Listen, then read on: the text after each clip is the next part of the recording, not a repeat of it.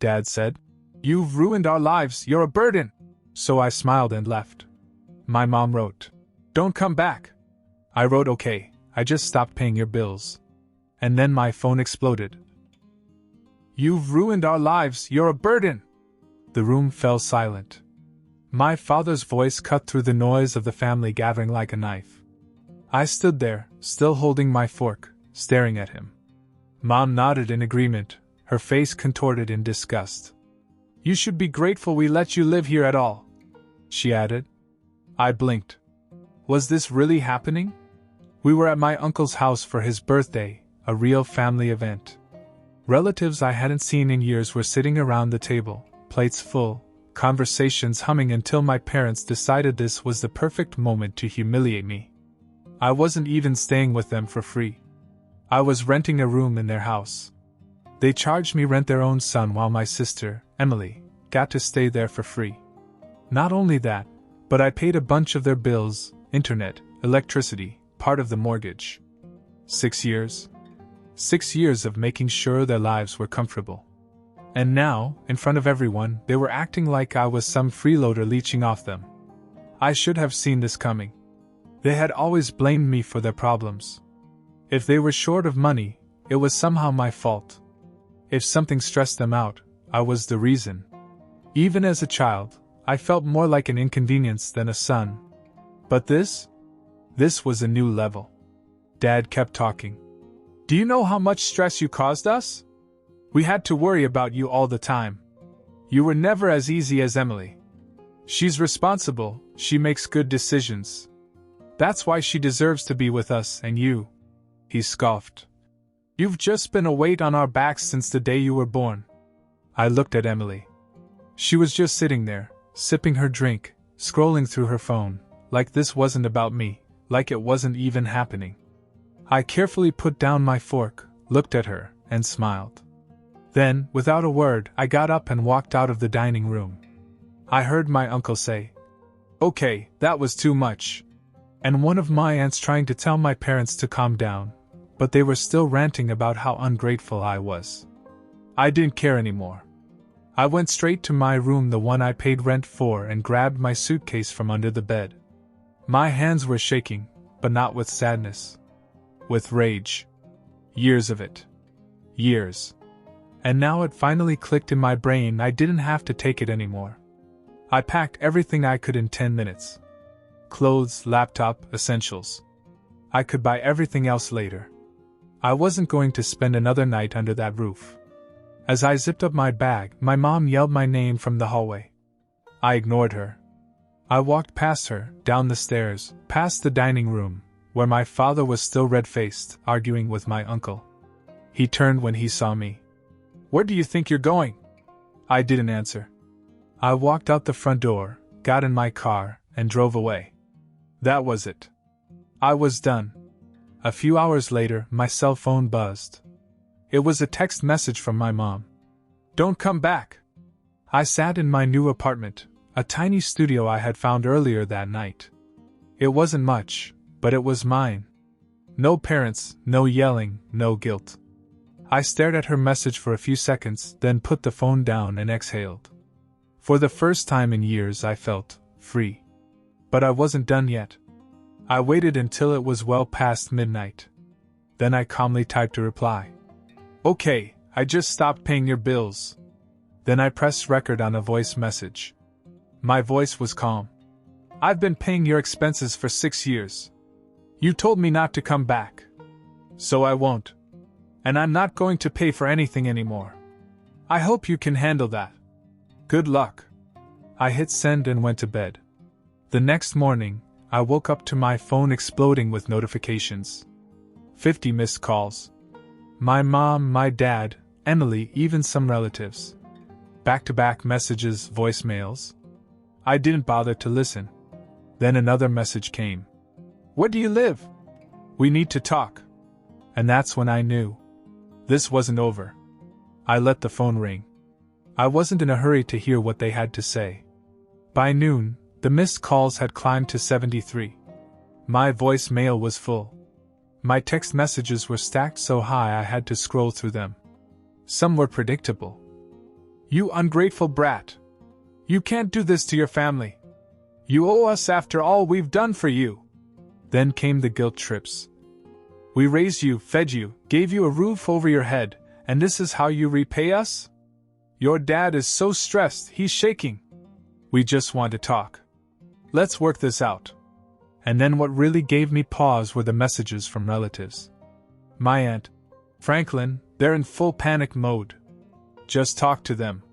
My cousin, dude, they're freaking out. They're trying to figure out where you live. My uncle, call me. This is getting out of hand. I stared at my screen. My parents weren't just angry, they were desperate. And that's what worried me. Then another message popped up. From Emily. They're trying to pull your credit reports. Be careful. That made me sick to my stomach. Pull my credit reports? I shot back. What the hell do you mean? A minute later she replied. Mom asked me for your social security number last night. I said I didn't know it, but I think they're trying to get your financial information. I exhaled. This was bad. You see, when I lived there, they had access to a lot of my personal information, my mail, some of my old paperwork, even my online accounts when they helped me set them up as a teenager. If they were digging into my credit now, it meant one thing. They were trying to see how much money I had left, and if they could still get something out of me. And that's when I made a big mistake. I texted back. Tell them to back off. Not 5 minutes later, my phone rang again. It was Mom. I don't know why I answered. Curiosity, maybe. Part of me wanted to hear her squirm. The second I answered, her voice exploded through the speaker. Where the hell are you? I pulled the phone out of my ear. What do you want? How dare you do this to us? She screamed, her voice raw. You think you can just walk away and cut us off? You owe us.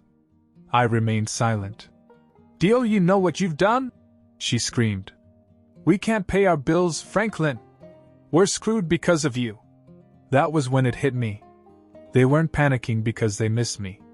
They weren't trying to find me because they felt bad. They were desperate because they couldn't afford their lifestyle without me. I had been holding them back all this time. And now I had pulled the plug. I finally spoke. You told me not to come back. I'm just doing what you wanted. Silence. Then her tone changed, suddenly sweet, suddenly false. Honey, listen. Let's just talk. We can work this out. We can make a deal.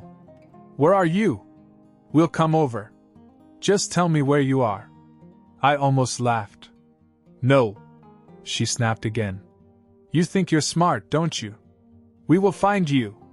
Click. I hung up. I sat there staring at the phone, my heart pounding. This was not normal behavior. And then another text. From Emily. Mom and Dad just left the house. I think they're on their way to find you. What the hell? I texted back. How? They don't know my address. Emily. They have your old mail. They know the area. I heard Mom on the phone with someone. I think they hired a private investigator. I froze. They were really trying to track me down. My hands tightened around the phone. A private investigator? Were they that desperate? I looked around my new apartment. The blinds were closed. The doors were locked. But suddenly it didn't feel like enough. I called Emily. She picked up right away. Tell me everything, I said. She sighed. Mom called some guy last night. I didn't hear all of it, but she mentioned that she needed an address verification. She was going through a bunch of your old mail. I think she's trying to track down your bank info, too. My chest tightened. If they had my old mail, they could have old bank statements, even my previous lease info. How long ago did they leave? About 20 minutes, she said. I think they're driving around looking for you. I got up and started packing a bag. Emily, listen.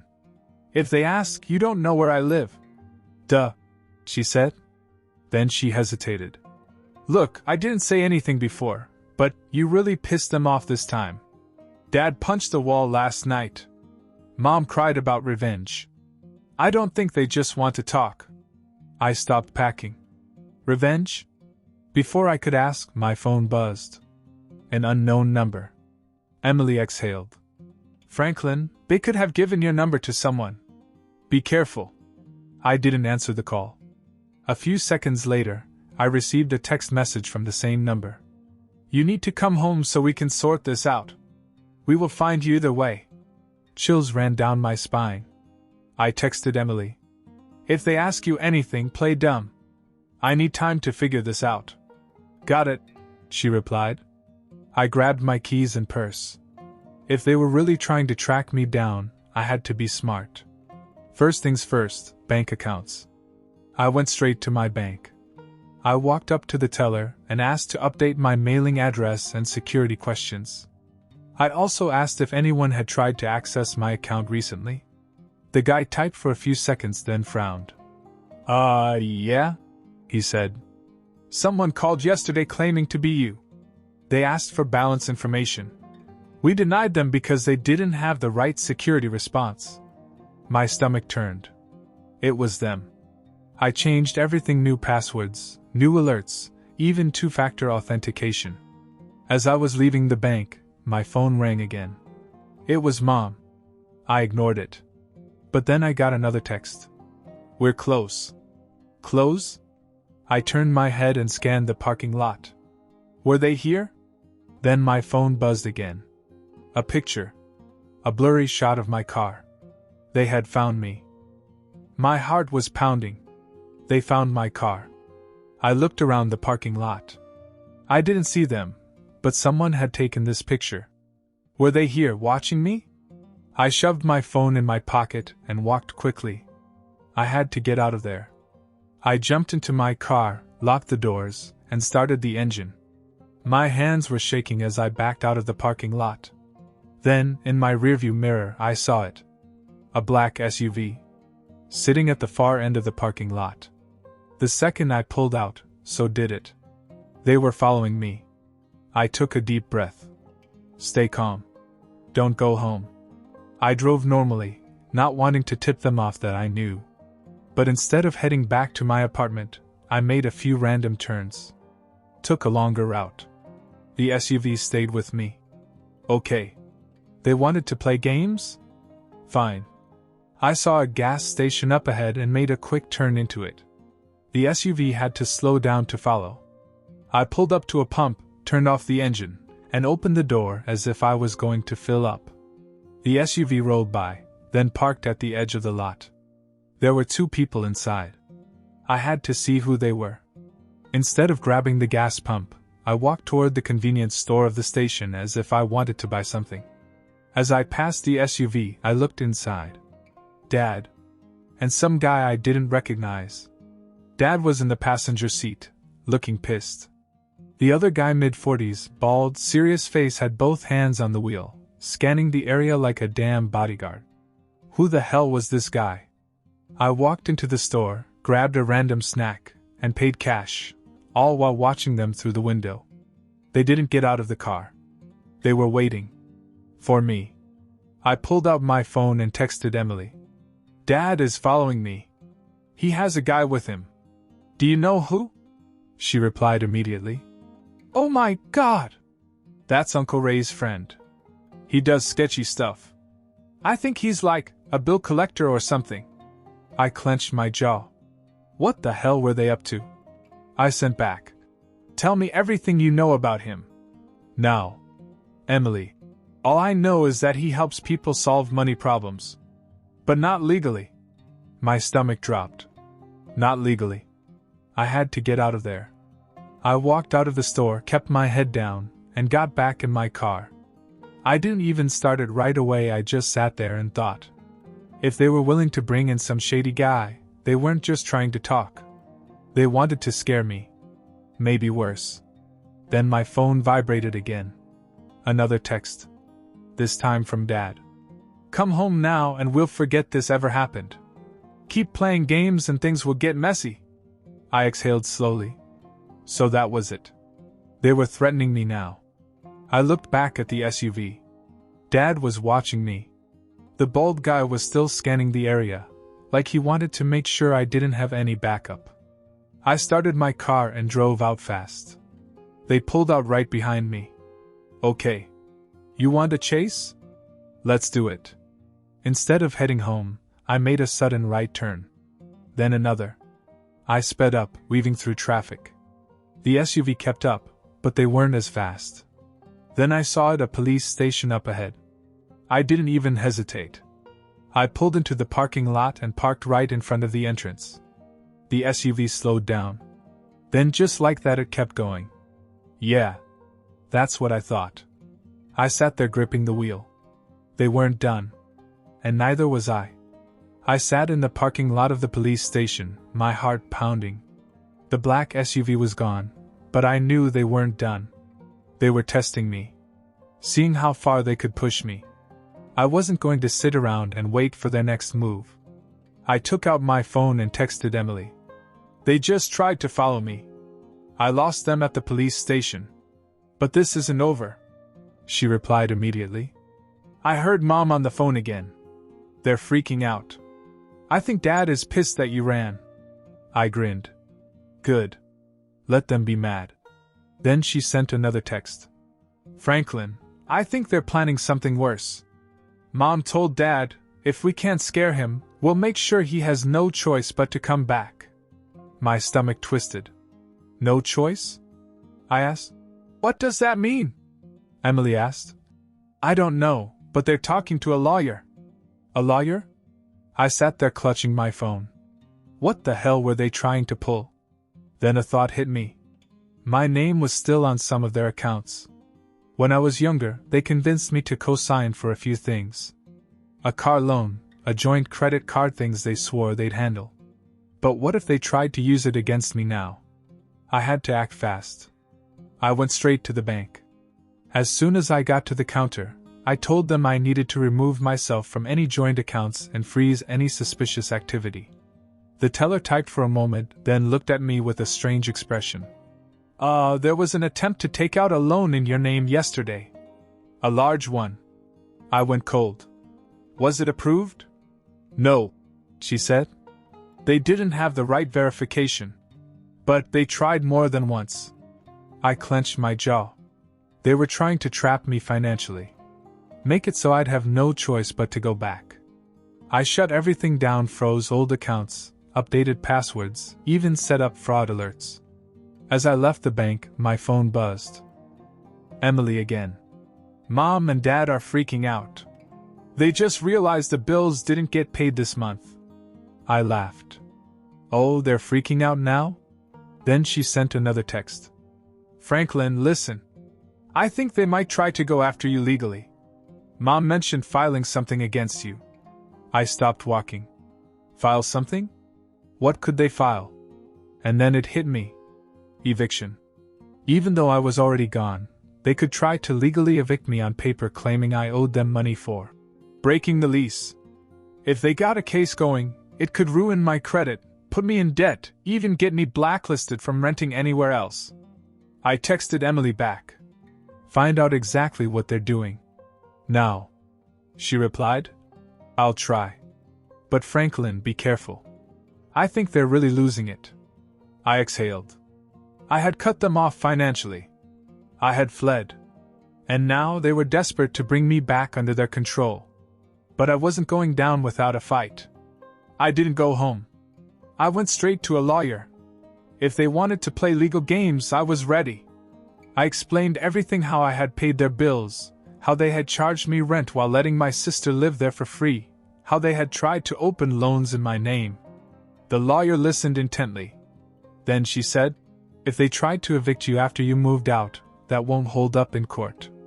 And if they tried to commit fraud in your name, you have grounds to press charges. That's all I needed to hear. I left her office feeling lighter. For the first time since this nightmare began, I knew they couldn't touch me. Then, just as I was getting back to my car, my phone buzzed. Emily. Franklin, they're losing it. They're screaming about how you ruined their lives. They even told Grandma that you stole from them. I rolled my eyes. Of course they were lying. But then she sent another message. They know where you live. My chest tightened. How? I texted back. Emily. I don't know, but they're on their way. They just left the house. Dad's raging. Mom's crying about how they're going to make you pay. I didn't panic. I was ready for this. I went straight back to my apartment, but instead of going in, I parked a block away and waited.